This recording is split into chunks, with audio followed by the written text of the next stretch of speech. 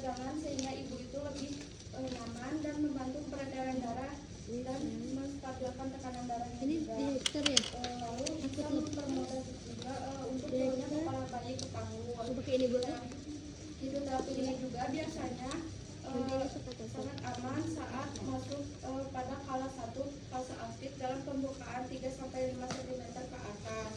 Nah, gerakannya itu bisa bayangin aja ya, ini tuh kayak di bathtub atau baskom gitu. Ya, supaya bayinya di kolam yang berisi air hangat ya. Nah, airnya itu gak boleh terlalu dingin atau terlalu panas ya. Kalau misalnya terlalu dingin itu ibunya bisa menggigil atau meriang. Terus selanjutnya boleh si bagian bokongnya itu boleh sambil digoyangin ya. Nah, manfaatnya itu bisa membantu kepala bayi turun dan membuat ibunya tenang dan nyaman. Kitanya megang ke pinggir-pinggirnya itu loh. Bed gitu loh. Tapi inget ya, jangan sendirian, harus didampingi. Ingetin juga ke pasiennya gitu ya. Nah, selanjutnya posisi merangkak. Sama juga si bokongnya itu digoyangin juga, tapi pelan-pelan gitu, takutnya kenapa-napa dan kalau berkencang. Nah, itu tuh manfaatnya supaya mengurangi rasa nyeri di bagian punggung dan membantu proses posisi si bayinya. Ini kasih sama. Terus hal yang harus dihindari di hidroterapi itu saat ibu mengalami pendarahan atau ketuban pecah lama sekitar lebih dari 18 jam, terus denyut jantung janinnya tidak normal atau gawat janin, terus ada infeksi kulit atau ada penyakit tertentu.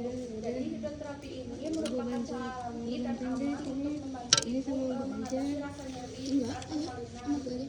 Tetapi asalkan menggunakan air yang hangat dan di bawah suhu yang normal atau 36 derajat Celcius atau 37 derajat.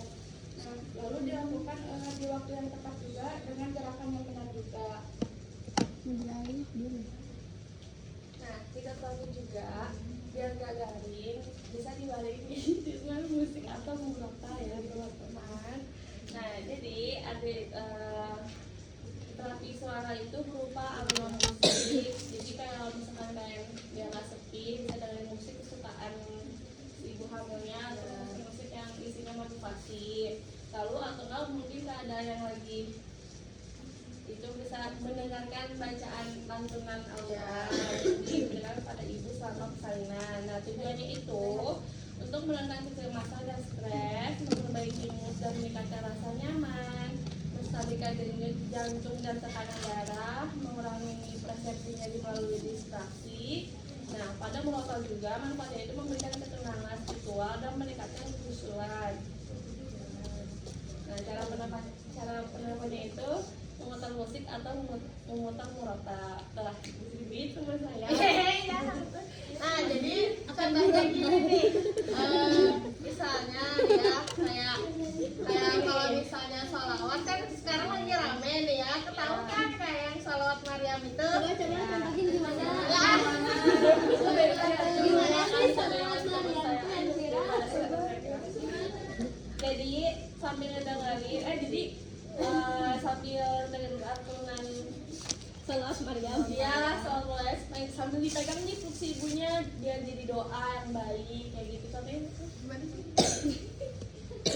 Bunda Maryam Coba sambil praktekin ya. Ngajarnya sambil Handa waladat Maryam waladat Isa. Nah, jadi si perut-perutnya tadi elus-elus gitu ya bayinya. Ya, terus kalau nggak baca apa baca surat gitu ya Fatihah atau surah Al-Waqiah. Al-Waqiah ayat 35 sampai 38 itu artinya juga bagus. Jadi buat itu janin seperti itu teman-teman. Dilanjut terus sekarang posisi. Nah kan tadi udah dijelasin tentang posisi jongkok dan posisi duduk dan berdiri. Nah, yang untuk sekarang ini posisinya ditotomi sama merangkak dan setengah duduk.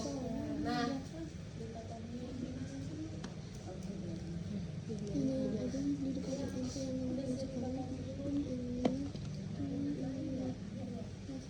untuk posisi ditotomi ini kayak kalau misalnya kalau di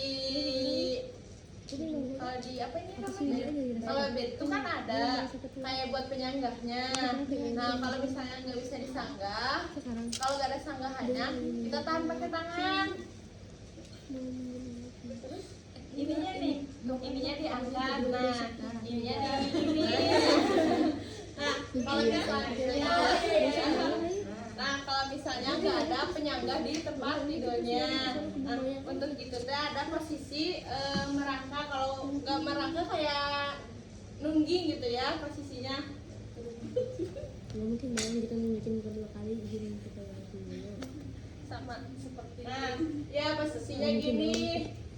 Cuman si kakinya teh lebih ini gini. Nah, gini. Nah, posisinya gitu. Nah, untuk ada juga posisi setengah miring. Bukan setengah miring. Miring ke kiri maksudnya teh.